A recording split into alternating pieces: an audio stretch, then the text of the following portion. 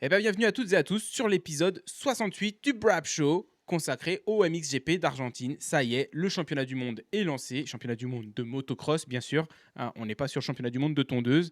Avec MGT Design et MGT Design Racewear, vous les connaissez. Petite dédicace à Bruno, qui a craqué, il l'a dit, c'est parce qu'il a vu les débriefs qu'il a craqué pour la tenue MGT Design Racewear. Je suis sûr que Bruno sera extrêmement satisfait de sa tenue.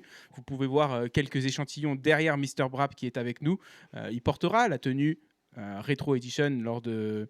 Enfin, il l'a porté parce que à l'heure à laquelle vous voyez cet épisode, il a déjà fait sa petite course.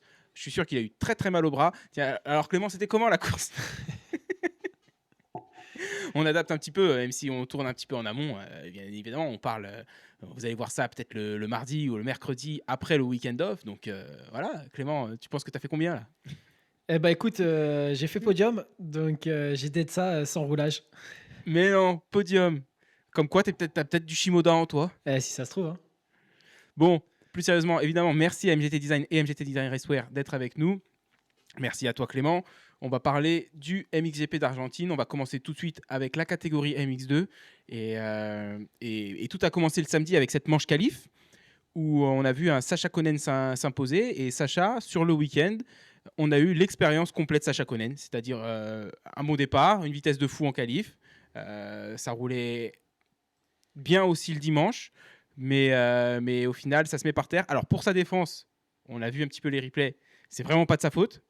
Mais cependant, quand même, ça reste vraiment. On a eu un échantillon complet de Sacha Konen ce week-end. Ouais, clairement, moi, il m'a encore surpris, mais dans la continuité de ce qu'il fait jusque-là, à se lancer à fond dans les descentes trouées et à être vraiment à la limite. Je pense qu'il pousse jusqu'à la limite à chaque fois, et c'est ce qui le conduit à être régulièrement au sol, je pense.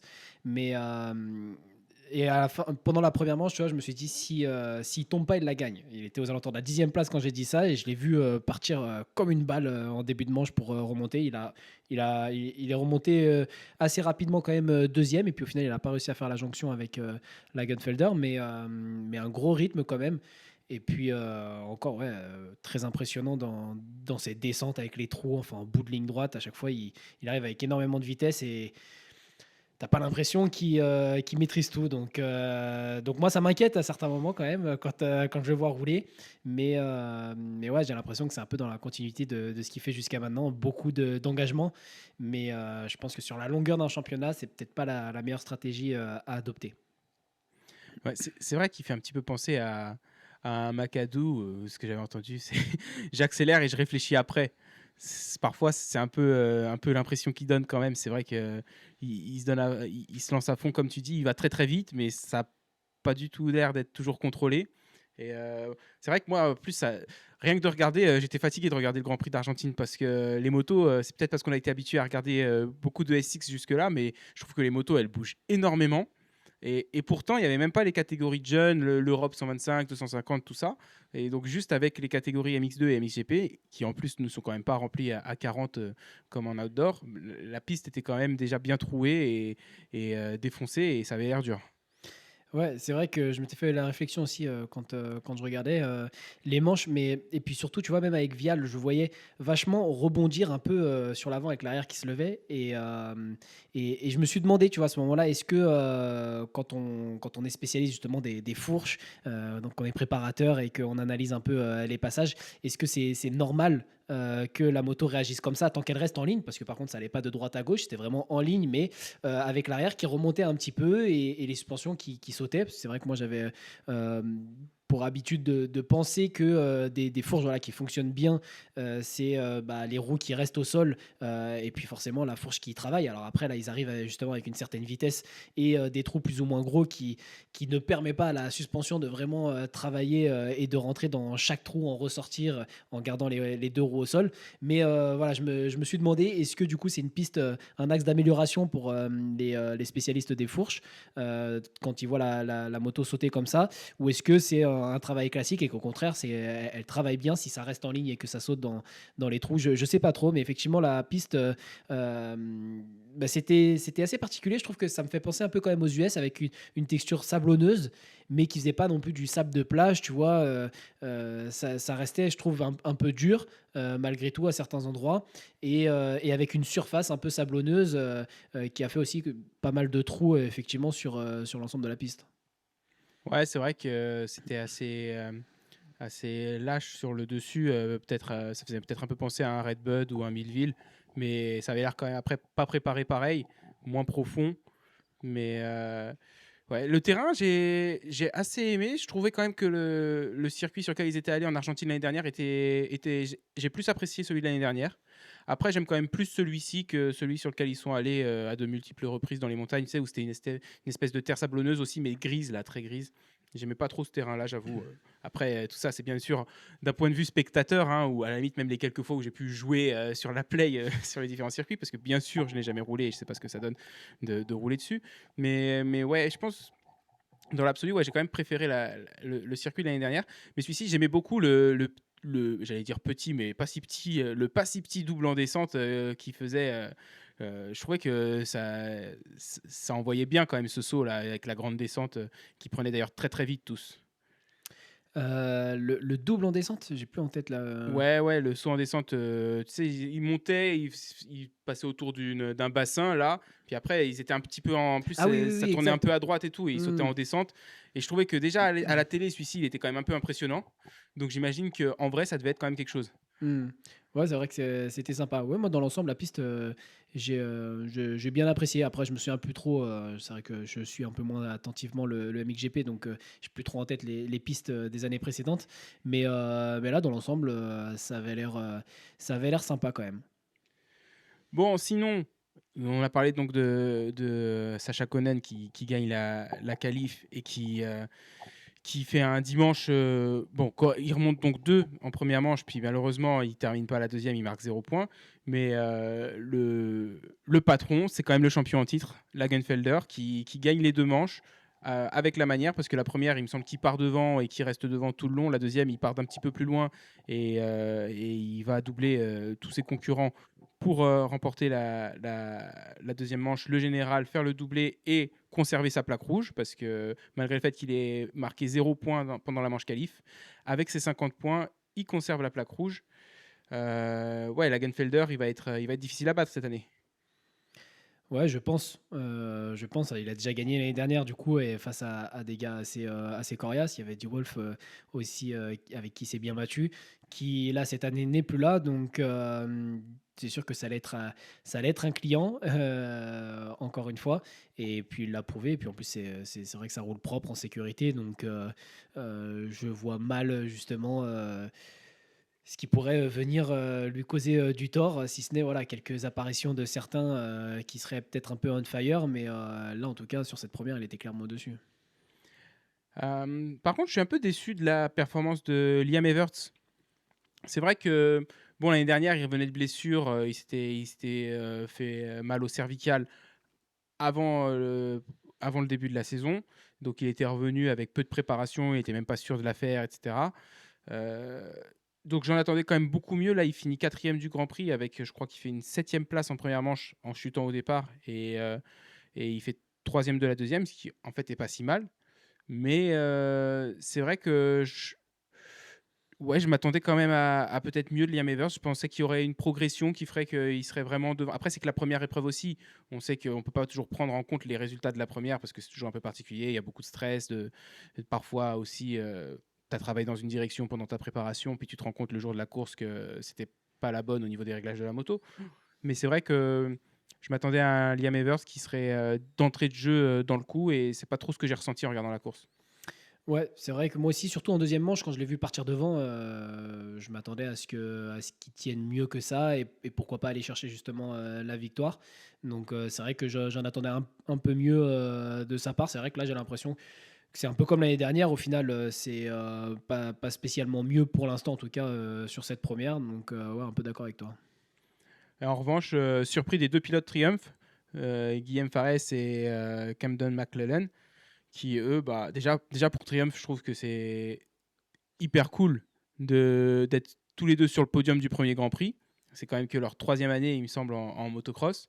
Donc, je pense que s'il y a 3 ans, au début du premier Grand Prix, tu leur dis oubliez les résultats que vous allez avoir cette année, l'année prochaine. De toute façon, dans 3 ans, vous aurez vos 2 pilotes en MX2 qui seront sur le podium. Ils prennent. Bah ouais, clairement, c'est sûr que on oublie rapidement justement, on s'habitue vite et on oublie rapidement que bah, la moto, ça fait pas si longtemps qu'elle est dans le game, quoi, donc dans le cross. Donc ouais, moi aussi surpris, surtout de Fares. J'avoue que je ne m'attendais pas à le voir autant à l'image, ni finir deuxième du Grand Prix. Donc c'est surprenant, mais positif. Puis tu sais, un autre truc pour vis-à-vis de Triumph, qui est un peu rien à voir avec le MXGP, mais un autre truc qui, je trouve, montre quand même, après 3 ans, que leur entrée dans le cross, elle est quand même réussie, c'est que même nous, au niveau amateur, sur les terrains, t'en vois tous les week-ends, tu vois au moins une ou deux Triumph sur enfin, dans le paddock, sur le parc, quoi, et sur le terrain. Et je me dis que ça veut dire que les gens probablement en sont contents et les achètent, puis continuent de les acheter, d'acheter de nouveaux modèles et tout ça. Donc c'est que vraiment la moto doit être pas trop mal, même au niveau amateur, quoi. Ouais, je pense. Bah, après, moi, les retours que j'en ai eu de quelques potes qui ont pu l'acheter, ça avait l'air d'être une bonne moto qui avait plein de points positifs, donc sans doute. Mathis Valin finit 5e du Grand Prix. Il avait fait une bonne manche qualif où il part quand même assez loin et il remontait fort à la 3e place, il me semble. C'était moins saillant, j'ai envie de dire, dimanche. C'est vrai que quand j'ai vu le samedi, ça m'a donné beaucoup d'espoir. Je me suis dit, oh, déjà, sur 20 minutes, il remonte fort. Peut-être que si tu lui donnes 10 minutes de plus, il remonte encore plus près de la tête de course. Hâte de voir ce que ça donne dimanche. Alors, c'est vrai qu'il a pris des départs moyens. Il était souvent enfoui au fond du top 10. Et je vois qu'il marque 16 et 14 points, donc il a dû finir 5e et 6e. Euh, Ouais, je m'attendais un petit peu mieux après la manche de samedi. Ouais, moi aussi. Et puis, notamment avec les courses de préparation, c'est vrai qu'à Sommières, il avait claqué la pole devant tout le monde, même les pilotes 450. Et il y avait un certain Tom Vial, Katie Wolf, etc. Donc c'est vrai qu'il a fait des courses de préparation très encourageantes et avec un bon rythme. Donc, et puis, il a fait des courses quand il y avait les Conan aussi, à Perne notamment, il me semble. Donc, je m'attendais, quand je l'ai vu avec Sacha justement en première manche, tous les deux aux alentours de la 10e place, je m'attendais à ce qu'ils suivent un petit peu justement et qu'ils remontent ensemble. Et en fin de compte, non, Sacha a fait la différence quand même. Il est remonté rapidement deux quand Mathis s'est arrêté à la 5e place en première manche. Donc c'est vrai qu'un petit peu déçu aussi. Je m'attendais à ce que ce soit un peu mieux et à ce que ce soit plus proche du podium et voire de la victoire que ça. Mais bon, après, comme on l'a dit, c'est la première. Peut-être que beaucoup de stress sur celle-ci et que ça ira mieux sur les prochaines qui va monter en puissance. Mais c'est vrai qu'au vu de ces courses de préparation, tu vois, ça fait partie des pilotes que j'attendais mieux que les résultats qu'il a proposés là. Ouais. Après, je sais pas quel temps il fait, toi, dans le sud actuellement, mais je me disais que pour tous ces pilotes qui sont quand même basés en Europe, aller en Argentine, où il me semble qu'il faisait quand même 20 degrés Celsius ce week-end, plein soleil, il faisait peut-être un petit peu chaud. Ça a dû mettre un petit coup physiquement quand même pour les pilotes. Ouais, bah, il fait aux alentours des 14-15 degrés par ici. Donc, après, c'est vrai que quand il a roulé à Perne, il a plu et tout. À mon avis, il faisait pas 14 degrés à ce moment-là. Sommières, je sais pas. Mais bon, après, il faisait à peu près combien, t'as dit là, de degrés? Il faisait 20 degrés normalement Ouais. dimanche après-midi. Après, je sais pas quel taux d'humidité il y avait en Argentine et tout, si ça Hmm. s'est beaucoup ressenti.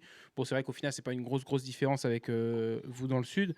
Mais c'est vrai que sur le coup, quand j'ai regardé la course, je me suis dit, tu sais, en fin de manche, il y avait quand même, fin de deuxième manche, il y avait des pilotes qui avaient l'air un petit peu fatigués. Et je me disais, en même temps, ils sont en Argentine où il a l'air de faire quand même, bah, il fait 20 degrés et peut-être même qu'en ressenti avec le soleil et tout, c'est un peu plus. Et je me suis dit, quand tu t'es entraîné tout l'hiver dans le froid, que tu es basé en Europe où on sort tout juste de l'hiver, on n'est même pas encore tout à fait sorti de l'hiver, je me suis dit, ça doit quand même mettre un petit coup, quoi.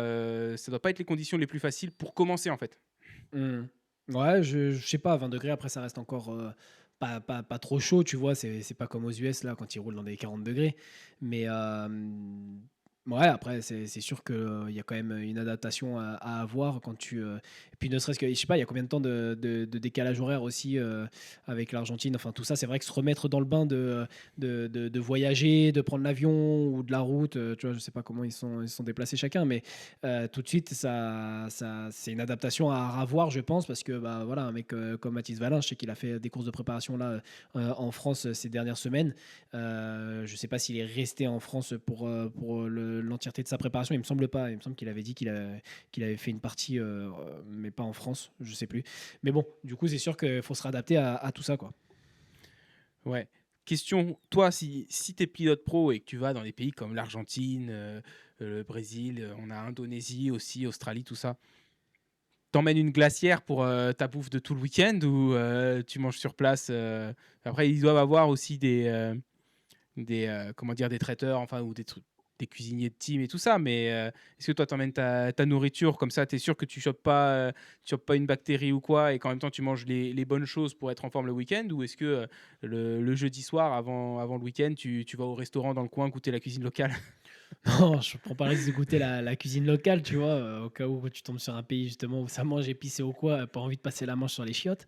Mais, ouais, non, moi je crois que je préférerais. Après, tu vois, dans les teams comme ça, ils ont peut-être c'est maintenant l'habitude aussi. Kawasaki, ils ont l'habitude d'aller dans ces pays. Ils ont peut-être des adresses où ils savent où ils peuvent aller se fournir, etc. Et dans ce cas-là, je pourrais éventuellement faire confiance.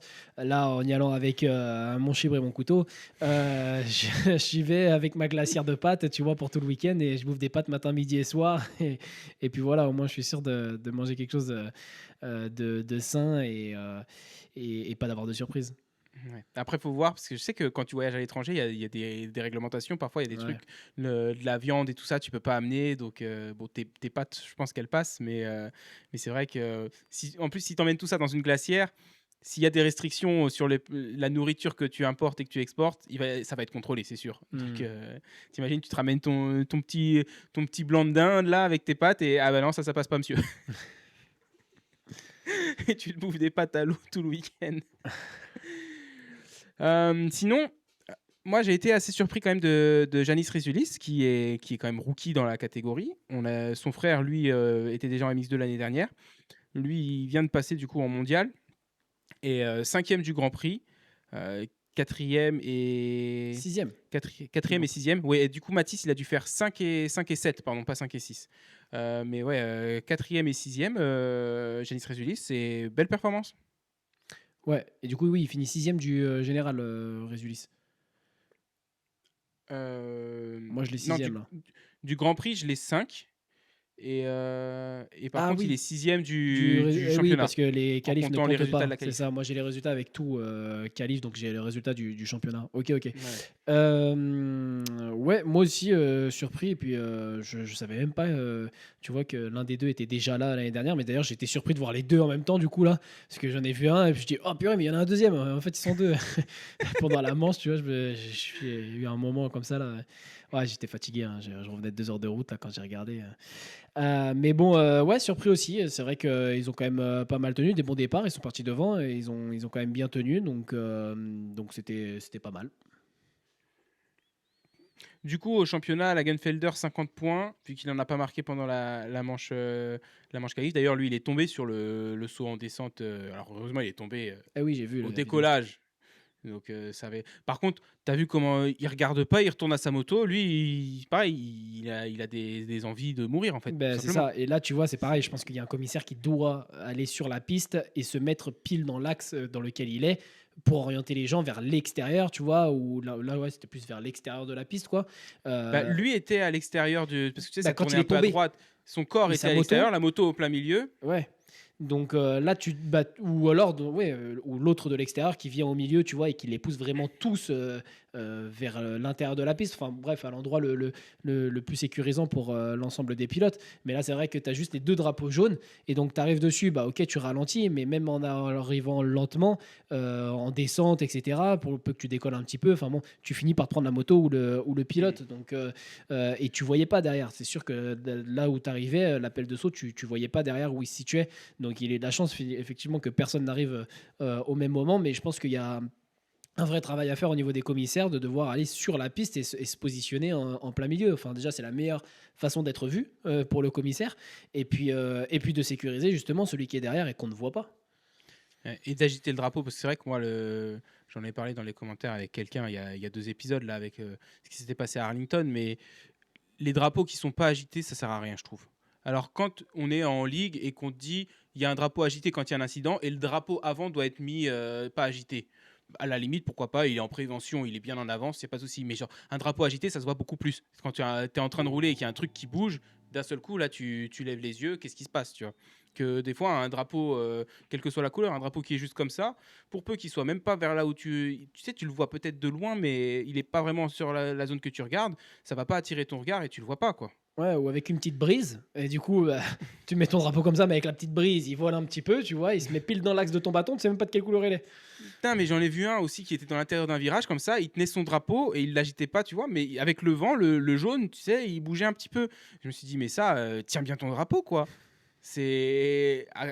Enfin, moi, ça peut me dire, attends, qu'est-ce qu'il y a? Ah non, il n'y a pas de drapeau jaune, c'est bon, je peux y aller. Mais enfin, tu vois, tu dois pas te poser ces questions-là quand, à leur niveau. Enfin, moi, si j'étais en ligue et qu'il y a ça, c'est pas grave. Mais vaut mieux qu'il y ait un drapeau jaune qui sert à rien plutôt qu'il y ait quelque chose et qu'il n'y ait pas de drapeau jaune. Ouais, mais tu vois, Mais. là, sur l'incident, je crois qu'ils étaient deux. En plus, il me semble qu'il y en a un dans l'intérieur et un dans l'extérieur de drapeau jaune sur la Ah bosse. ouais? Si je dis pas de bêtises, il me semble qu'il y en a deux. Donc, enfin, de toute façon, même si tu es tout seul, va sur la piste et mets-toi au milieu et tu leur dis, Ouais. voilà, tu les pousses comme ça. Enfin, on a déjà vu des gars faire et tu t'agites et en même temps, tu leur remontes la direction, tu vas par là-bas et pas de l'autre côté, quoi. Tu leur laisses pas le choix.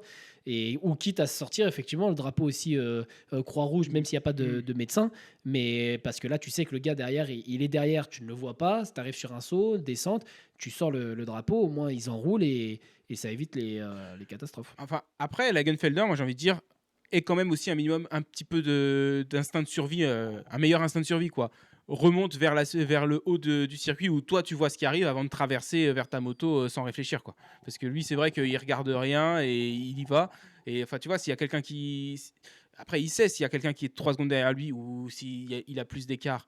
Mais une fois que tu tombes, que tu te relèves et tout, bah, s'il y avait un mec 5 secondes derrière lui, tu vois, t'as beau agiter le drapeau, le mec il est déjà lancé aussi. Il faut faire, toi aussi, fais le mieux que tu peux pour rester en sécurité. Oui, c'est sûr que là, il s'est pas trop posé de questions, mais tu vois, moi, ce qui m'embête, c'est quand après tu te retrouves avec des pilotes justement qui lèvent les bras, qui demandent, tu vois, et Oui, qui ça sont bien obligés de sûr. demander au commissaire. Donc là, je me dis, à sa place, en vrai, s'il y avait pensé, bah, il serait jamais allé récupérer la moto, en fait, parce qu'il aurait été en attente du commissaire, va dessus, ou alors il serait remonté et il aurait conversé avec le commissaire. Pourrais-tu aller au milieu, s'il te plaît, que je puisse aller récupérer ma Non, mais moto, enfin, moi, tu vois. je serais remonté un peu et je vois qu'il y a personne qui arrive, alors je vais à ma moto, tu vois. Mais Hmm. c'est juste, je regarde avant de traverser. C'est comme quand tu traverses la route, quoi. C'est Ouais, juste, je mais regarde là, avant de traverser et pas, je traverse et ils s'arrêteront.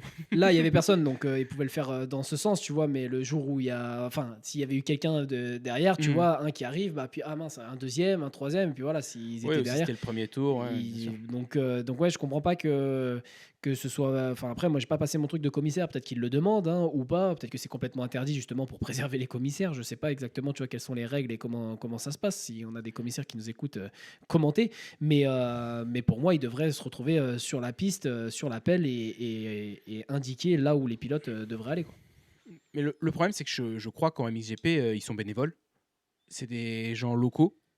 Donc à partir du moment où c'est des gens que tu payes pas et qui en plus que tu as pris sur le volontariat sur place, bah, ils ont un briefing le matin et ça s'arrête là.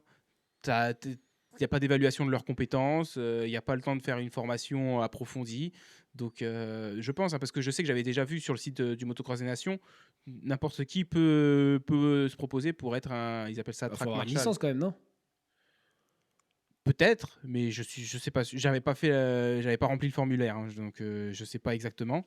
Mais Parce que c'est, tu je vois, sais pas. en vrai, tu te dis, c'est pareil, ça, tu peux peut-être te poser la question. Il faudrait peut-être en faire une formation et peut-être un peu plus euh, importante, conséquente, tu vois, parce que tu joues quand même avec la vie des pilotes, en fin de compte. Enfin, je veux dire, un drapeau pas mis, ça peut tout de suite devenir très chaotique et dangereux. Donc, peut-être faire une formation un peu plus sérieuse. Et pareil, bah, ce que tu prends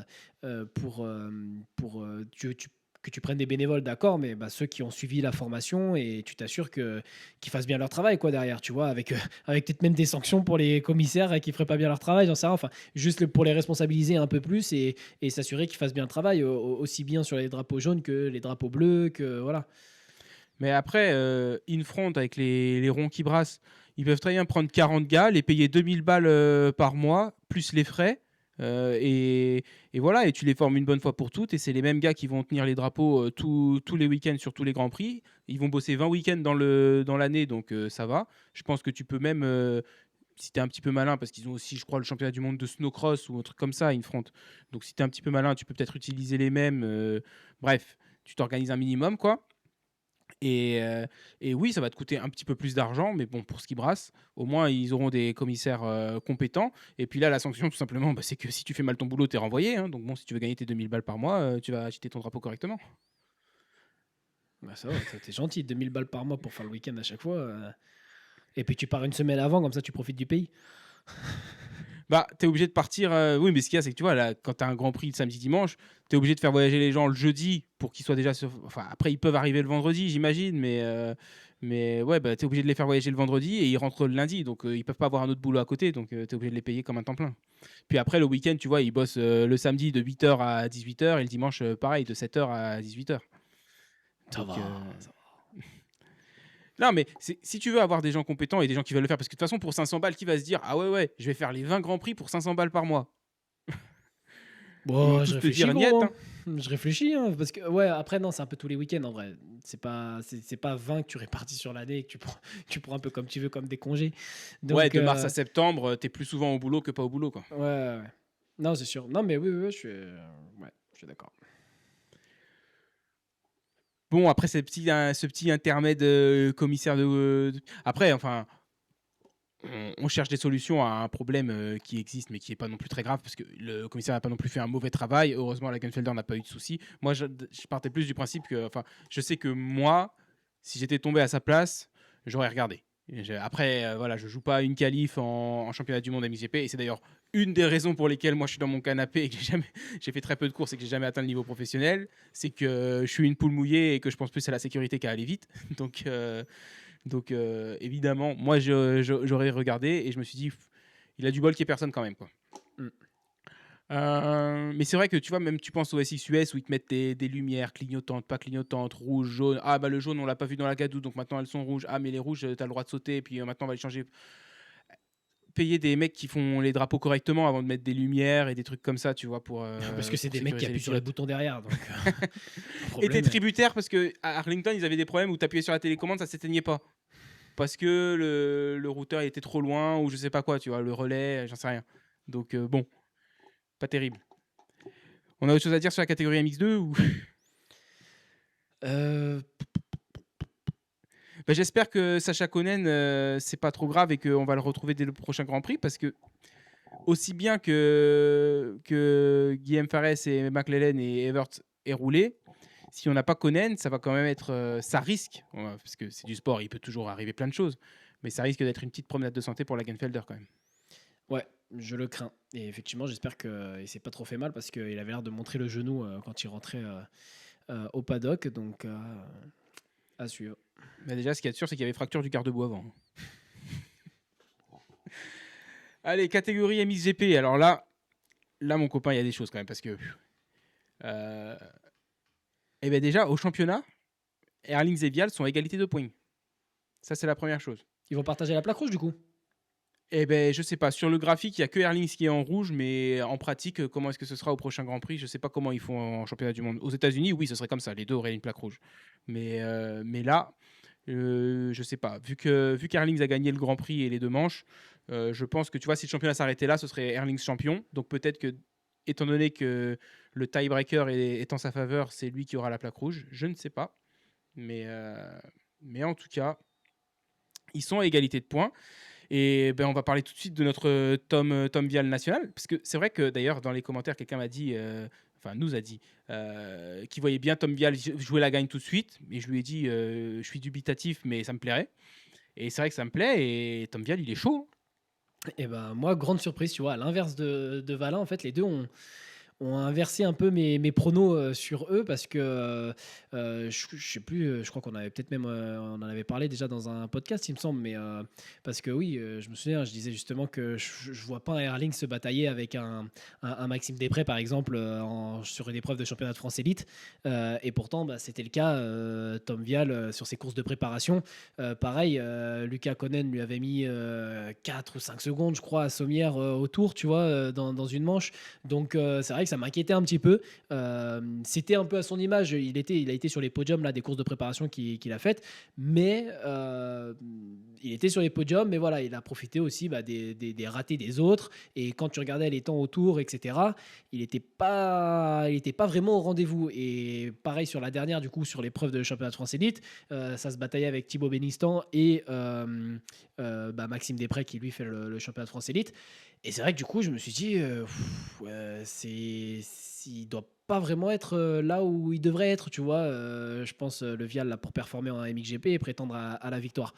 Et je le voyais plus du coup comme un Bénistan qui, pour moi, Bénistan est à la place un peu à laquelle je l'attendais, tu vois, aux alentours du top 10. Là, je vois qu'il finit 11e, il marque 0 points en qualif. Enfin, il est 11e au général et il marque 0 points en qualif et il marque 12 et 12, donc je sais pas exactement à quelle place ça correspond. 12e, vas-y, continue de parler, je vais faire le calcul. Et donc bref, je m'attendais à ce que Vial soit un peu à ce niveau-là, tu vois, peut-être un peu devant quand même, mais je me suis dit, Ça bah, fait ça, 10e, 12 points. voilà, je me suis dit, ça va juste rentrer dans le top 10 en fait pour Vial. Et ben, au final, belle surprise. Qualif, ça gagne. Dès les chronos aussi, il était au rendez-vous. Il était au rendez-vous en fait tout le week-end et à chaque manche. Donc il en a peut-être manqué un petit peu physiquement. Puisqu'il était capable quand même de passer Erlings en première manche, mais il s'est fait reprendre après. Et en deuxième manche, pareil, il s'est retrouvé à mener pendant un moment, je crois, la deuxième manche, non? Parce que Gal. ouais, Ouais, ouais. et ah oui, et il a calé. J'ai vu la vidéo là, il cale dans un virage.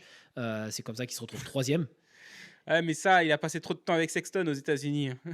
C'est ça. Et mais sur un petit double d'ailleurs qu'il faisait là, il l'a mis en story. C'est vrai qu'il a sorti un petit double technique là dans les virages. Ça faisait des vagues là, et puis il a réussi à Mhm. sauter d'un trou au-dessus d'une vague un peu à la jet. Donc il l'a mis en story. Et c'est dans ce virage là, il me semble qu'il cale. Donc il perd la tête comme ça, et puis après bah, il dégringole quand même un petit peu au fur et à mesure de la manche. Donc je pense qu'il aurait peut-être manqué un petit peu physiquement, mais bon ouais, il a été au rendez-vous tout le long du week-end. Donc vraiment agréablement surpris. Je m'attendais pas à le voir là, très honnêtement. Ouais, mais c'est vrai que je regardais un petit peu les pilotages parce que je trouvais que Konen, je sais pas s'il a grandi encore par rapport à l'année dernière ou quoi, mais je trouvais que le style sur la moto était pas trop le même et moins beau et moins fin. C'est vrai que il était pas, enfin Lucas Konen, c'est pas Jet Lawrence, mais il s'orientait un petit peu pour être le Jet Lawrence du mondial quand même l'année dernière et l'année d'avant, tu vois. Assez propre techniquement, bien roulé bien debout et tout. Et là, ce week-end, je trouvais limite que Tom Vial, il ressemblait plus à Jet que Conan, quoi. Mais je vais faire un petit peu le rabat-joie de service. Mais qu'est-ce que ça dit du niveau en mondial quand Tom Vial, qui gagne pas une course en 250 en outdoor l'année dernière, arrive en MXGP, gagne la qualif et roule autour de Erlings, Fèvre et tout ce beau monde au niveau. Après, encore une fois, c'est que la première épreuve, on ne peut pas forcément tirer toutes les conclusions d'une seule course. Est-ce que c'est un indicateur d'un écart de niveau entre le mondial et le championnat US, ou est-ce qu'on part plus du principe que Tom Vial il est beaucoup plus à l'aise sur sa Honda et qu'il a eu le temps de préparation nécessaire sur la 450 et qu'il a juste eu ce niveau de progression entre la dernière de l'outdoor qu'il n'a pas voulu faire d'ailleurs à cause de son amortisseur et là la première du mondial. Moi, je pense qu'il y a un écart de niveau entre le mondial et le MXUS. Et de toute façon, même sans parler de Tom Vial directement, mais un Jeffrey Harlings, tu vois, et il en est conscient aussi, hein, qu'il n'a pas le niveau de Jet Lawrence à l'heure actuelle, tu vois. Et donc pour moi, et puis on le voit un peu aussi au motocross des nations, tu vois, Fèvre, ça finit aux alentours de la cinquième place en motocross des nations face aux Américains, etc. Bah, j'y pensais, mais c'est vrai que le motocross des nations, même s'il était préparé par les gens du MXGP, c'était sur une piste C'était aux États-Unis. américaine et tout, donc c'est à prendre avec des pincettes quand même, je trouve. Mais je suis d'accord avec toi que oui, même aux nations, enfin, l'Australie gagne, mais dans l'Australie, tu as un pilote de championnat australien, deux pilotes de championnat US, et les États-Unis finissent deuxième avec trois pilotes de championnat US. Et ensuite, on avait les Français qui, eux, je me souviens plus, non, on n'avait pas Tom Vial l'année dernière aux Nations, on avait Valin, Fèvre et Renault. Donc ouais, là, c'était 3 pilotes de MXGP. Mais vas-y, je laisse continuer. Donc moi je pense qu'il y a un écart de niveau à l'heure actuelle en tout cas. Le GP pour moi est un peu moins rapide que le MXUS. Et, ouais, et Tom Vial, je sais pas s'il y a une. Bon, je pense qu'il y a quand même une progression, hein. De toute façon, tu es obligé quand même d'élever un peu le niveau par rapport à l'année dernière pour te battre pour la gagne et te battre avec un Airlings, etc. Mais ouais, pour moi, le MXGP est un peu en dessous quand même du MXUS. Moi, à mon avis, tu les mets tous. Et alors, c'est ça ce qui est dur à chaque fois. Et c'est un peu le motocross des nations qui permet un peu de jauger, même si tu vois, ils roulent pas tous avec la même motivation non plus. Là, c'est pas forcément pour un billet, c'est pour représenter son pays. Mais celui je veux dire, qui n'a pas de pays, mais enfin, qui a pas un pays qui est compétitif sur Mhm. l'épreuve, bah, ça va plus être voilà, fierté personnelle. Et donc, s'il part pas très bien, bah, il va peut-être pas se donner pareil. Alors que tu vois, on voit un Romain Fèvre quand même qui est capable aussi de se transcender. Donc voilà, c'est aussi une course un peu particulière. C'est difficile vraiment de les comparer. Mais pour moi, et puis justement, Vial, il permet de faire le comparatif. Et j'aimerais bien qu'il fasse ce qu'il a envie de faire, de faire quelques années en GP, de devenir champion du monde et de repartir aux États-Unis, tu vois, et d'y retourner. Et ce sera un très bon indicateur, hein, justement. Parce que après, je pense qu'il a quand même cette faculté de s'adapter. Et notamment, je voulais revenir sur ce que je disais avant, sur le fait que bah, en championnat de France élite, au final, il se bataille avec des mecs qui font le championnat de France élite et qu'il arrive en championnat du monde et il se bataille avec les premiers du championnat du monde, tu vois. Je pense qu'il est capable un peu d'élever son niveau en fonction aussi des pilotes qu'il aura face à lui.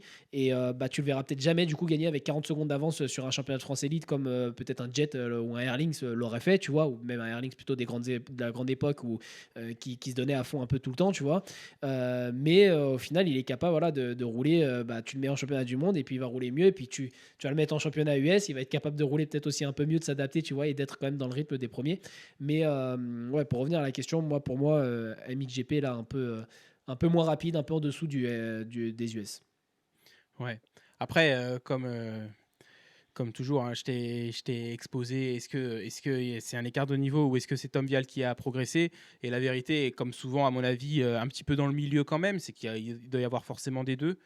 Mais c'est vrai que dans l'optique de ce débat, l'outdoor et la performance de Prado cette année en outdoor va être très intéressante parce que c'est vrai que tu vois du coup dans le sens Vial qui part des 250 aux États-Unis et qui vient en MXGP et la performance qu'il donne là, après c'est encore une fois aussi seulement sur un Grand Prix, donc c'est sûr qu'à travers l'été, après plusieurs outdoors et plusieurs Grands Prix, on va mieux se rendre compte. Mais entre la performance de Vial là et celle de Prado l'année dernière, mais bon, il dit que c'était la moto seulement, ça va être vraiment intéressant parce que c'est vrai que la performance de Prado, qui est deux fois champion du monde MXGP en titre quand il vient aux États-Unis, et ce qu'il nous fait, c'est à l'inverse de ce que Tom Vial fait là. Et du coup, ouais, moi, c'est vrai que je l'attendais vraiment pas là, Tom Vial, et c'était une belle surprise. Erlings, pareil, parce qu'avec les. Tu vois, à l'inverse, Geyser, pendant les courses de préparation, j'ai l'impression qu'il en a gagné pas mal, qu'il était souvent devant. Là, on va y venir, mais Geyser, c'était pas le Grand Prix le plus facile de sa carrière, ce premier Grand Prix sur la YAM. Erlings, une manche qualif difficile parce qu'il chute et a priori, il avait abîmé un petit peu la moto en chutant.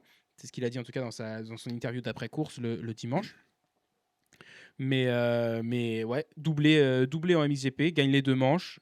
La première, je crois qu'il part plutôt devant et il reste devant. Deuxième, il est un peu comme la Ganfelder, quoi. Deuxième, il Bah, vient en chercher de première, ouais, derrière. il se fait doubler même par Tom Vial à un moment donné, là, un peu en début de manche. Et il est Oui, c'est capable de ça. revenir. Et tu vois que physiquement, il est quand même bon. Et puis il fait un peu la même chose en deuxième manche aussi. C'est un peu sur la deuxième partie de manche qu'il il revient, il recolle et il déborde Fèvre dans la deuxième manche. Donc, non, tu vois qu'il est costaud physiquement. Et lui, c'est pareil. J'ai l'impression que dès qu'il se remet dans la roue, tu vois, en fait, quand j'ai vu Tom Vial le doubler, je fais et en plus, il part, il creuse l'écart, etc. Et après, au bout d'un moment, encore une fois, c'est peut-être un peu des deux. Tom qui baisse un peu de rythme et Erlings qui, lui, au contraire, relève un peu ou que l'un que l'autre, j'en sais rien. Mais en tout cas, quand tu vois les deux et que tu regardes la course, tu te dis d'un seul coup, Erlings, fin de manche, 10 dernières minutes, le mec, il te remet Il te remet sous pape là, et puis il va le redépasser pour au final gagner sans que Tom puisse faire quoi que ce soit. Et pareil avec Fèvre en deuxième manche. Donc assez surpris ouais, de sa performance. Surtout que lui aussi, il n'avait pas eu sur les courses de préparation le, le début espéré avec la Honda. Donc ouais, les deux Honda Boy, là, ils sont chauds.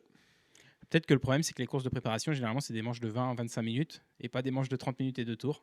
Et Erling, c'est vrai que c'est marrant parce que c'est pas du tout le même pilotage et je pense que c'est même pas les mêmes paramètres qui font ça, mais c'est un peu la même stratégie de course que Lorenz au final que Jet, où ça commence Jet, c'est plus, t'as l'impression que ça commence prudent, puis ensuite il trouve ses traces et tout, et ou aussi il s'adapte un petit peu à la moto quand il est pas trop à l'aise et il se met à vraiment accélérer et aller chercher ses adversaires sur la deuxième moitié quand il a un petit peu de mal. Et Erlings, je ne sais pas si c'est une question de confort ou si c'est qu'il met du temps à se chauffer, mais c'est vrai qu'en plus, un petit peu toute sa carrière, ça a été comme ça. C'est vraiment son endurance qui fait sa force. Il a sa vitesse, évidemment, mais c'est vrai que Erlings ne faiblit pas là où tous les autres faiblissent. Et tu parlais du Erlings de la grande époque, et c'est ça que j'avais l'impression de voir. Hein. J'avais l'impression de voir le Erlings de la grande époque, mais sur une Honda. Ouais, c'est vrai. Et puis, je voulais revenir aussi sur le passage de Tom Vial sur Maxime Renault en début de deuxième manche, justement, là. Je sais pas Oui, si tu t'en souviens, là, quand il passe après les vagues, là, et qu'il passe sur l'extérieur, tout debout, pleine balle. J'ai fait, ah ouais, là, il a su débrancher un petit peu. C'est là qu'il le double.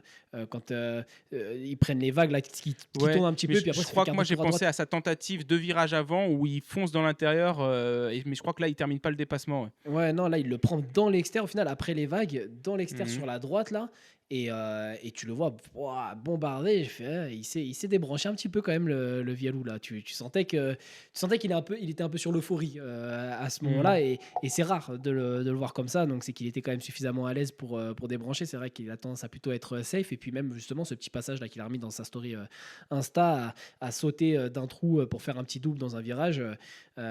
C'est pas mal de le voir rouler comme ça, de voir tenter des trucs. Comme quoi, peut-être que c'est vraiment le fait qu'il était pas à l'aise avec la moto l'année dernière qui le limitait. Peut-être que les Peut-être. pilotes, quand ils disent les réglages, les réglages, les réglages, c'est pas que des conneries. Mais est-ce que tu as vu la fourche d'Erlings par contre? Parce qu'on parle de. Il est costaud physiquement. J'ai vu une vidéo où tu as 3 mecs qui essayent de lui mettre son bloc fourche et qui n'y arrivent pas. Ils Ah essayent ouais. une, deux, 5 fois, au moins 5 essais. Et c'est vrai que là, il tire et là, elle remonte. Mais tellement énervé, la fourche, c'est du délire. Ouais, C'est j'ai pas vu. même je sais plus, mais je crois que c'est un compte américain qui postait. Il disait, moi qui croyais que les fourches de Supercross étaient dures.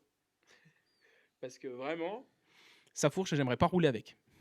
Ouais, j'ai pas vu cette vidéo-là.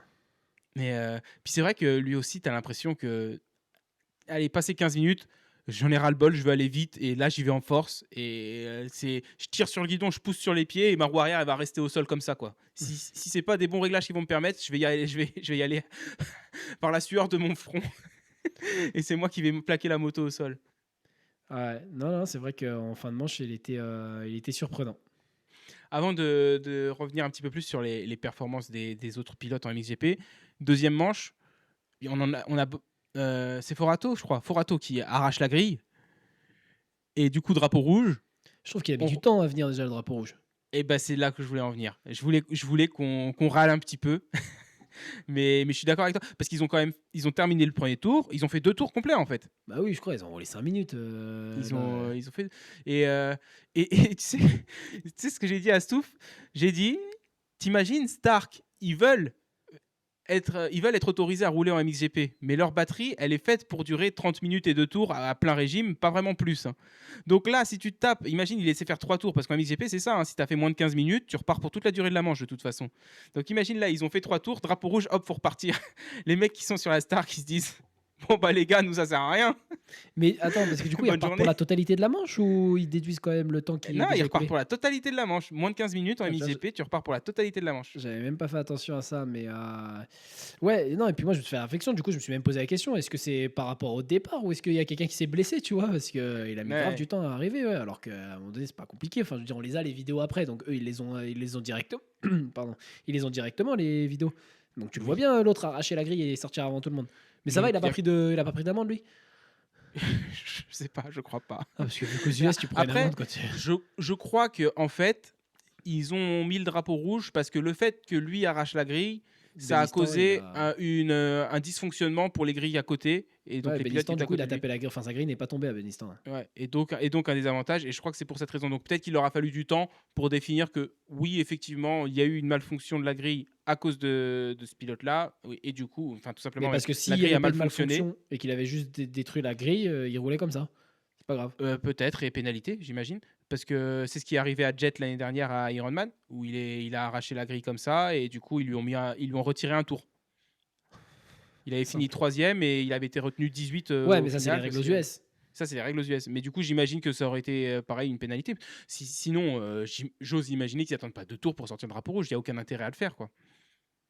Bah ouais, mais c'est quand même étrange. C'est que si ces dégâts causent du tort aux autres, il n'est pas pénalisé. S'ils en causent pas, il est pénalisé. Ouais, mais parce qu'à la fois, je vois le truc en fait, c'est qu'à la fois ils vont pas lui redonner une chance de bien partir, alors que l'autre il a foncé dans la grille, et qu'il a tout, il a Ouais, foiré son clairement. départ quoi. Donc on va Puis pas moi, lui j'avais donner. les boules pour Romain, hein. Parce que Bah, Romain, il avait fait le all shot, là, hein. ouais, bon c'est Ou, pas enfin, grave. je sais pas si à la ligne du all shot c'était lui, mais à la fin du premier tour, il était en tête, quoi, Romain Fèvre. Et c'était Alors à ce premier après, départ ou au deuxième qui se sont retrouvés 1, 2 et 3 nos Français justement là. T'avais Fèvre, Renaud, Vial. eh Ou ouais, je crois que c'était cet ben, ordre-là. je sais pas si c'était le premier ou le deuxième, mais c'est vrai que je me suis dit, là, si c'était les nations, on serait bien, quoi. Tu m'étonnes. Ah ouais, Vial, Fèvre, Renault, ben là, on l'a notre équipe, hein. Ça sert à rien d'aller plus loin. Quoique, attendons de voir Dylan sur la Ducat en Non mais outdoor, tu parce me que fais rire toi. Tu mets qui en 250? ouais, je mets Vial sur une Honda en 250. Ah On purée. demande au HRC de ramener la Honda de Shimoda. Mais il en veut plus de la 250. C'est fini. Ouais, mais il a pas essayé la Honda. Mais Dylan sur une 250, ça va lui rappeler des souvenirs là, chez Star. Hop, il n'y a pas de Ducat, tu vas chez. Je le mets tu sur, le- je le mets sur une Ducati 250, Dylan. Non, sur une Star. Tu lui donnes une Ah Star. ouais. Mais il est signé Ducati, Dylan. C'est Il peut pas pas rouler grave. sur une Star. Ah bah non, On c'est même demande pas à Troy Lee de Monster. mettre des Oui, plastiques. d'ailleurs, switch de Ducati, Monster vers Red Bull hein, en GP là. Ah ouais, j'ai même pas, c'est vrai, mais j'ai même pas capté. Ouais. Eh ouais, parce qu'il disait New Look, et à chaque fois il disait New Look, New Look. Je me suis dit, mais c'était quoi ton look avant Swear et tout notamment. Et du coup, je suis allé sur le compte, j'ai fait, ah oui, c'est vrai qu'ils étaient Monster à la base. Attendez, merci MGT Design d'être avec nous. Abonnez-vous à leur compte Instagram @mgtdesign-mx. Et si vous voulez une déco plus belle que celle du Honda HRC, c'est là-bas qu'il faut aller parce qu'on en parle de leur Honda HRC Petronas Monster Energy et de la déco avec ce Monster à l'arrière. Et les gars, moi Monster, il n'y a pas de souci, hein. Je suis pas là pour faire de la mauvaise pub à Monster. J'aime bien, je bois les canettes et tout. Mais là, c'est dégueulasse. Là, je peux te dire qu'ils peuvent rouler 3 ans avec ces motos-là, je m'y ferai pas, hein. C'est pas possible. Si, La tu Honda vas s'y HRC, non, tu peux pas me dire qu'on va s'y faire. La Honda HRC, là, elle est pas belle. Non, a priori, elle est pas. Et puis c'est pareil, tu vois, enfin, en termes de design, il n'y a pas vraiment de recherche, quoi. Ils ont fait des carrés sur Photoshop qui t'ont placé comme ça dessus, tu vois. Il y a pas de recherche de forme, de courbe, de design, en fait. Mais tu vois, le gros Honda comme ça, etc., moi, je pense qu'on va s'y faire. Puis je t'ai dit, il y en a déjà un qui m'a commencé à me demander pour avoir les plastiques déjà de la même couleur, parce que je crois qu'ils ont le garde-boue arrière bleu, Ouais. pour faire exactement la même config et le même style de déco. Donc. Ouais, mais là, Je crains je crois que aussi, hein. c'est là où je vais montrer mon âge et que je vais faire le vieux têtu, mais à mon avis, je m'y ferai pas là. Mais j'avais vu sur Internet, dans les commentaires de je sais plus quel site, qu'ils essayaient d'uniformiser avec le MotoGP. GP. Alors, ceux qui nous suivent et qui regardent le MotoGP, vous saurez peut-être. Moi, c'est vrai que j'y connais rien du tout. Mais enfin, sur une moto de cross, je trouve ça pas beau. Déjà en MXGP, ils me gavent à faire n'importe quoi avec leur plaque arrière. Enfin, je l'ai déjà dit l'année dernière, mais je vais le redire chaque année jusqu'à ce que ça change. Avoir une plaque de numéro arrière pour que le numéro il soit lisible, ça sert à rien. Ou dans ce cas-là, Ducati l'année dernière, il n'y avait même plus de numéro sur la plaque arrière. C'était juste des sponsors. Donc à la limite, bah, écoutez, faites comme ça, hein, si c'est pour faire. Enfin, le numéro. Déjà, la plaque avant, j'avais du mal à la lire et j'ai une télé, j'ai 55 pouces, donc elle est assez grande. Je regardais sur la télé, je devrais être capable de pouvoir lire les numéros de la plaque avant des pilotes. Bah, déjà, les pilotes Honda, j'avais du mal. Je ne sais pas si c'est parce que la plaque est trop petite, la police qui est pas terrible ou quoi, mais il y avait Vial en tête, je croyais que c'était Erlings. Puis quand Erlings était en tête, je croyais que c'était Vial. Je me suis planté tout le week-end. Ouais, moi aussi, j'essayais de chercher la plaque rouge, mais même là, c'était pas évident. Donc, mais je suis d'accord. En plus, ils étaient habillés pareil, les deux, là, donc difficile. À un moment donné, je me dis, ah, mais Erlings, il fait quand même un petit peu moins mastoc sur la Honda au final. Puis après, 2 tours après, ah, mais c'est parce que c'est pas Erlings, c'est Vial. Et pourtant, tu vois, Vial, je trouve que, enfin, on en avait parlé, qui ressemblait un peu à Shimoda, là, je trouve, dans sa façon de rouler, mais un peu plus large aussi. Il fait un peu plus mastoc maintenant, tu vois, avec la tenue Fox, que ce qu'il faisait en Alpine Star. J'ai l'impression qu'il est un peu plus large au niveau de la tenue, tu vois. Il a pris moins collé avec Fox, et je le trouve un peu plus, ouais, un peu plus carré, un peu plus bûcheron, tu vois, sur, sur cette Honda. Ouais, ouais, bah, peut-être après, peut-être que le pare-pierre aussi, il a changé, je sais pas. Ouais, et Mais puis c'est la bon, forme aussi du casque, tout ça, là, qui peut-être affine un peu moins que le héros. Enfin, tu vois, c'est pas mal de changements, quoi. Lagenfelder, c'est pareil, il a un numéro 1 blanc sur fond blanc. Donc, attends, je vais ouvrir la porte parce que là, il y a le chien qui queen.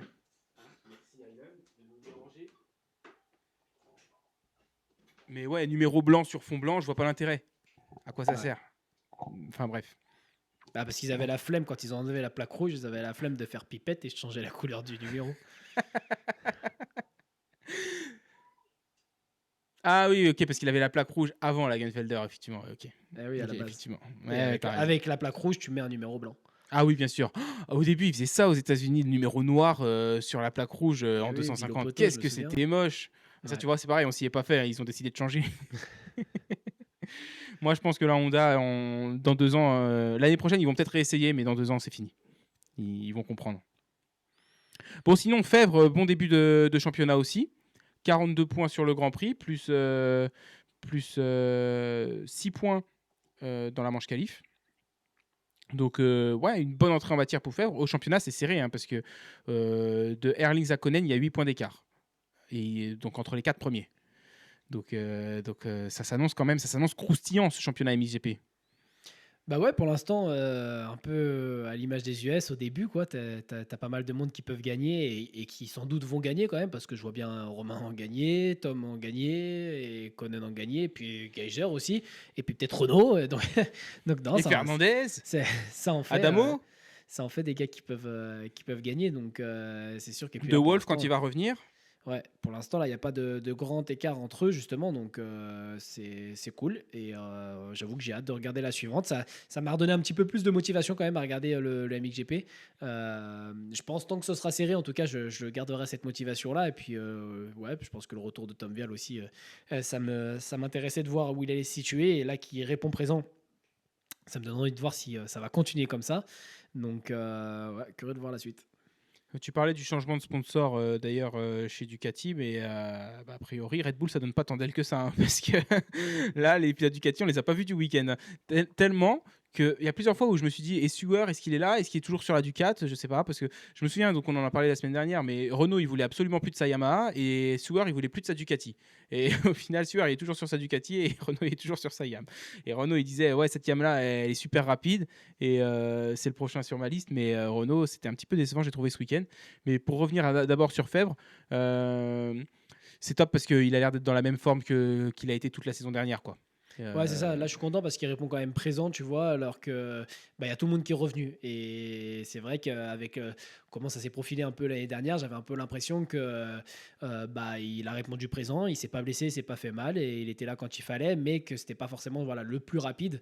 Mais bah, ça a été le meilleur parce que ça fait partie du jeu de rester sur ses roues et de pas se blesser pour pouvoir gagner un championnat. Mais là, je suis content qu'avec tout le monde, tu vois, il ait répondu présent et qu'il ouais, il soit au rendez-vous, qu'il ait la vitesse. Donc ça, ouais, ça fait plaisir. Et ouais, là, tu vois, pour les pronostics, enfin pour le championnat, qui j'aimerais voir déjà, ne serait-ce que j'aimerais voir entre Romain et Tom, bah, je sais pas trop, tu vois. Je me dis, un Romain prouvé face à tout le monde et tout, ce serait cool. Tom, première année, machin, je lui souhaite. Donc, pas facile. ouais, moi c'est vrai que je me suis posé la question et je crois que je suis quand même un petit peu plus pour Romain, mais moi tu sais, je suis toujours pour les anciens, quoi. Donc, même si après, si s'il n'y avait pas Fèvre, je préférerais voir Vial battre Erlings et Geyser et Konen que voir un Erlings ou un Geyser confirmé devant ces deux jeunes. Mais je suis peut-être un petit peu plus chauvin que pro ancien. Mais c'est vrai que ouais, entre les deux, j'ai une petite préférence pour Fèvre quand même. Puis ouais, j'ai cette envie qui montre que certes, il a gagné parce qu'il y avait. Enfin, non, il n'y avait pas tout le monde l'année dernière et il a gagné, mais c'est pas parce qu'il n'y avait pas tout le monde qu'il a gagné. Et, Ouais, euh, et bah, ça, ouais. ça, ça, ce serait beau. Ouais. Mais c'est vrai que ouais, enfin, j'ai trouvé qu'il a peut-être faibli un tout petit peu en fin de deuxième manche. Et c'est là peut-être que aussi que je me suis dit, ah, et la chaleur, est-ce que ça joue pas un peu un rôle sur des mecs qui se sont entraînés en Europe? Après, tu me diras, de toute façon, Erling, il s'est entraîné en Europe pareil, mais Erling, c'est même pas un homme, c'est un monstre. Donc, j'ai envie de dire, laisse tomber. Le mec, il te fait des manches de 40 minutes à l'entraînement dans le sable tous les Ouais, jours, je te presque, jure, t'as l'autre, il a l'impression. plus de cheveux blancs que mon grand-père et il est là, et il gagne des GP, l'autre. Ouais, je te jure. Mais ouais, franchement, j'étais surpris parce que via Erling et Fèvre, ils étaient chauds, quoi. Ils étaient Ouais. chauds et je me suis dit, ah, dès le début, ça roule fort. C'est les mecs qui sont devant alors que je m'attendais plus à voir un Konen, par Ouais, ouais, exemple. c'est vrai. Mm. Je m'attendais plus à voir un Lucas Konen devant. Et Lucas Konen, ça roulait très fort, j'ai trouvé, en début de manche qualif, où vraiment il remontait pleine balle. Et puis ça a paru plus compliqué pendant les courses. Mm, mm, mm. Ouais. T'as pas remarqué, toi, de différence un peu dans son style de pilotage à Konen Ouais, moi, ouais, pour rebondir sur ce que tu disais, je n'ai jamais trouvé très proche d'un jet. Je trouve Ah que ouais? il faisait souvent, justement, il y avait beaucoup de vitesse, mais pas forcément propre, que ça manquait un peu de propreté, de légèreté dans son pilotage pour se rapprocher d'un jet. Tu vois, je trouve que c'était plus en force Ok. qu'en finesse.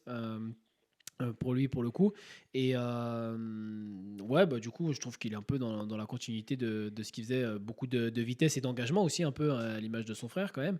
Et mais ouais, ouais, moi je l'assimile pas trop à Jet, hein, un peu au contraire. Après, c'est aussi peut-être visuellement, tu vois, la carrure, pareil, il roule avec des tenues un peu larges, ça fait tout de suite moins fin, ouais, moins en finesse. Mais ouais, moi je trouve qu'il a été un peu dans la continuité. Ok. Ouais, c'est vrai que moi, je l'associe justement un peu plus de finesse et un peu plus technique que là, où je trouvais qu'il roulait pas mal assis et un peu bourrin dans les trous, mais c'est peut-être moi. Peut-être que j'ai fumé. Et Geyser, ouais, donc lui, à l'inverse, les courses de préparation, j'ai l'impression qu'il performait bien, que l'adaptation avec la YAM s'annonçait vraiment bonne. Et au final, bon, une chute qui est à moitié de sa faute en qualif, puisqu'il saute sur un retardataire sur un saut en montée. Après, pendant les manches, il fait quand même troisième de la deuxième manche. Ouais, il a quand même bien roulé en deuxième manche. Il est remonté, il a fait des dépassements un peu.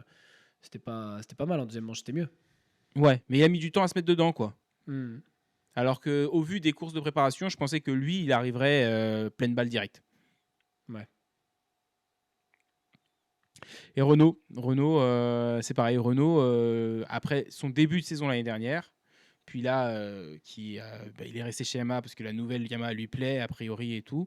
Euh, j'ai 14 points et 13 points, je ne sais pas exactement ce que ça fait comme score, mais ça doit être vraiment aux portes du top 10 pour une septième place au général. C'est pas flamboyant, pas flamboyant quoi. Alors qu'il est, non, du coup c'est si, même deuxième départ, il est bien parti quand même, non, en deuxième manche. Oui, oui, parce que c'est au deuxième départ, du coup, que Vial est premier et qui cale, et que du coup, il se retrouve. Il est deuxième, Renault derrière Hmm. Fèvre. Oui, mais il chute Renault, je me souviens Oui, maintenant, il chute à un moment donné en exact. deuxième manche. Après le saut en descente, justement, là, il chute tout seul dans l'intérieur.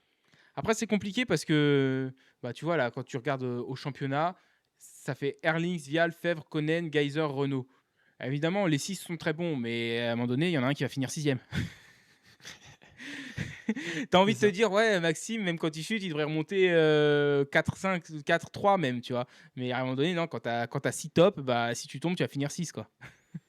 Ouais, non, je suis d'accord. C'est vrai que quand tu regardes les noms, et c'est ce que je disais tout à l'heure, hein, parmi ceux qui pouvaient gagner, bah, je le mets quand même dedans, mais à la fois, ouais, un poil déçu quand même. Pareil, je m'attendais à ce que ce soit un peu mieux, un peu plus d'intensité là pour Maxime en cette première épreuve. Mais ouais, comme tu dis, tu le mets 6. Oui, alors effectivement, dans mes pronostics, tu vois, j'aurais peut-être plus mis Vial à la sixième place et Renault, alors peut-être pas deux, tu vois, mais aux portes du podium ou sur un podium. Et j'aurais descendu un peu Erlings et j'aurais remonté un peu Lucas de Sûr et Geiger. Donc voilà, j'aurais pas fait cet ordre-là si j'avais dû pronostiquer en avance. Mais à la fois, ouais, ça m'étonne pas non plus. Et dans les prochains rounds, Ouais, on peut imaginer Renault encore 6 quoi, que ce soit sa place au niveau du championnat. Ouais, c'est compliqué, hein. Mm. Mais bon, après, il faut aussi être constant. On sait que malheureusement, on va probablement perdre des pilotes au fil du championnat. Donc, on va aussi en récupérer. De Wolf, du coup, on sait à peu près combien de temps ou pas Non, je sais pas du tout. Mais je Mais il s'est crois fait qu'en mal plus, récemment parce que tu dis qu'il à était à une des Sommières, courses de prépa. Ouais. Donc, ça, à c'était il y a Sommières, quoi? il s'est C'était il y fait a 3 mal. semaines? Ah, c'est à Sommière qui se fait mal? Ouais, non, c'est à Sommières, c'était si, parce qu'il y a eu Castelnau après, donc c'était il y a 2 semaines. Ok. Ouais, donc. Ouais. Et qu'est-ce qui s'est Mais fait? Je je me crois souviens qu'il était plus. question d'opération en plus. Attends, j'ai un doute, je sais plus si c'est le pouce ou la cheville.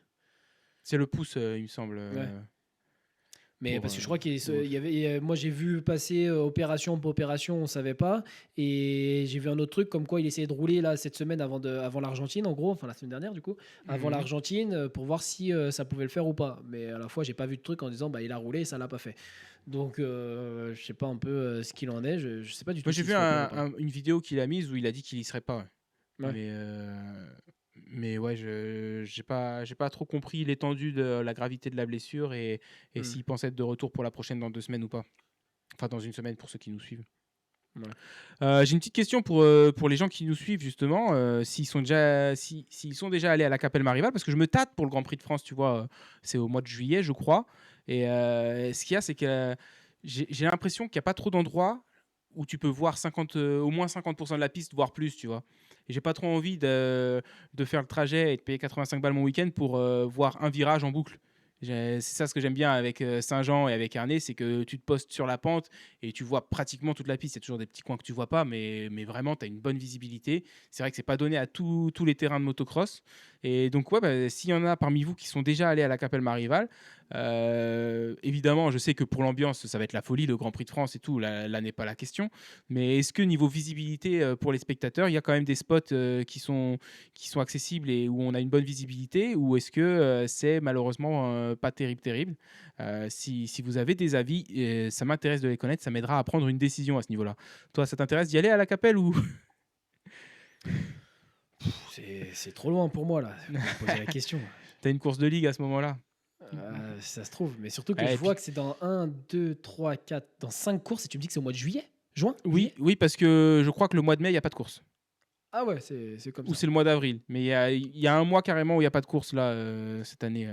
Ok. Il devait y avoir, je crois, 2 grands prix calés là, et au final, ils ont été retirés. Il y en a peut-être un qui a été déplacé à plus tard, je sais pas. Parce qu'on a quand même 3 grands prix d'Italie, donc ça se trouve, c'est ça. Il y en a un grand prix d'Italie qui est peut-être venu remplacer, je sais plus. C'est toujours un peu compliqué le calendrier MXGP, j'ai l'impression, à organiser. Bon, autre chose pour le MXGP là, ou c'est bon, on est lancé? Bah écoute, non, ça me paraît tout, hein. Allez, pronostic champion du monde. C'est dur, c'est dur. Franchement, au vu de la perf, après on va dire, je me mouille pas, hein, parce qu'au vu de la perf de Jeffrey, j'ai envie de dire, Jeffrey, c'est pas des glaçons qui va nous remettre, c'est un titre. Ouais, mais Donc, combien de fois Jeffrey il a fait les 19 grands prix? et qu'il a fait les frais de blessure. Oh putain. Ouais, c'est du haut niveau.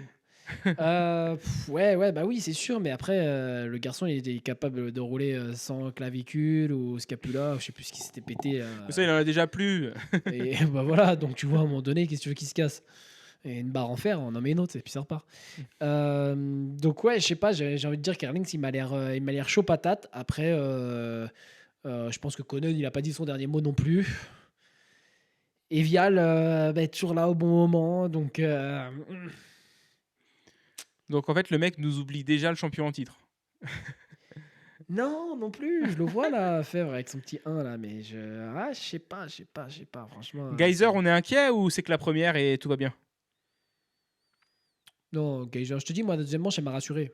Hmm. Ça m'inquiétait un peu au début. Et puis la deuxième manche, je me suis dit, ah, il se réveille un peu, il fait des inters, il met des petits. Voilà, il dépasse des gars, quoi. Donc, non, ça va aller mieux. Mais c'est dur, c'est dur. Moi, je mets le billet sur Romain. Allez, j'y crois. Et tu sais quoi, moi, je mets un Tom Vial. Allez, comme ça, je suis biaisé parce que je veux voir aussi. Et puis, on s'en fout. Voilà, Tom Vial. On parie un grec? Allez, vas-y. Et qu'est-ce qu'on fait si aucun des deux ne gagne le titre? Eh ben, on mangera des pâtes, on fera des économies, puis on prendra pas de kilos. Bon, avec des pâtes, on peut prendre des kilos aussi, hein. Ouais, bah Ça non, tu vas dépend de la manger une quantité que tu portion, tu vas manges. arrêter de te régaler. Pâte à l'eau sans sel. Exact. Eh ben, écoutez, merci à tous de nous avoir suivis. Dites-nous en commentaire qui est-ce que vous pensez va être champion du monde MXGP. Et en MX2, je pense qu'on pense tous les deux Lagenfelder. Ouais. Ouais. Après, si vous êtes d'accord ou pas d'accord, n'hésitez pas à nous le dire. Et puis, on vous retrouve la semaine prochaine pour parler du Supercross de Birmingham avec la confrontation Est-Ouest. Et je ne sais pas quel Grand Prix c'est, mais il y a aussi un Grand Prix, donc on en parlera certainement. Allez, à plus. Et si c'est l'Espagne d'ailleurs. Ouais, je pouvais te le dire si tu veux, mais vu que t'as dit au Tu revoir, voulais je dis pas au revoir. foirer mon outro? Euh, Ouais, c'est sympa, c'est sympa. ton intro de fin, ouais. C'est une outro. Ah, une Out- outro, j'ai cru que t'avais dit une une, intro. une outro en français.